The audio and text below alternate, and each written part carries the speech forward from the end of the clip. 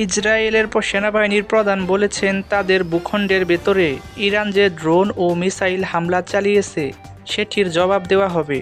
মধ্যপ্রাচ্যে যাতে যুদ্ধ ছড়িয়ে না পড়ে সেজন্য ইসরায়েলের মিত্র দেশগুলো ইরানে পাল্টা হামলা না করার পরামর্শ কিংবা আহ্বান জানিয়েছে। ইরানের হামলার পরিপ্রেক্ষিতে করণীয় ঠিক করতে প্রধানমন্ত্রী বেনিয়ামিন নেতানিয়াহু গত ২৪ ঘন্টার কম সময়ে দ্বিতীয়বারের মতো যুদ্ধকালীন মন্ত্রিসভার বৈঠক করেছেন।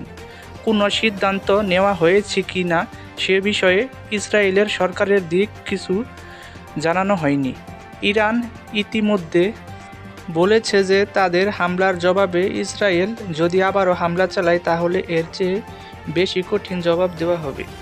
ইরান বলেছে, সিরিয়ার দামেস্ক ইরানের কনসুলেটে ইসরায়েলি হামলায় রেভলিউশনারি গার্ডের একজন সিনিয়র কমান্ডার সহ ৭ জন নিহত হবার পাল্টা জবাব দেওয়া হয়েছে ইসরায়েলের ভিতরে ড্রোন ও মিসাইল হামলা চালানোর মাধ্যমে। ইরান মনে করেছে এর মাধ্যমে বিষয়টির জবনিকা ঘটেছে এবং তারা আর হামলা করতে চায় না। কিন্তু ইসরায়েল সেনাবাহিনীর chief of staff Hajri Halevi বলেছেন, ইরানের হামলার জবাব দেওয়া হবে এবং এ বিষয়ে বিস্তারিত কিছু বলেননি তিনি।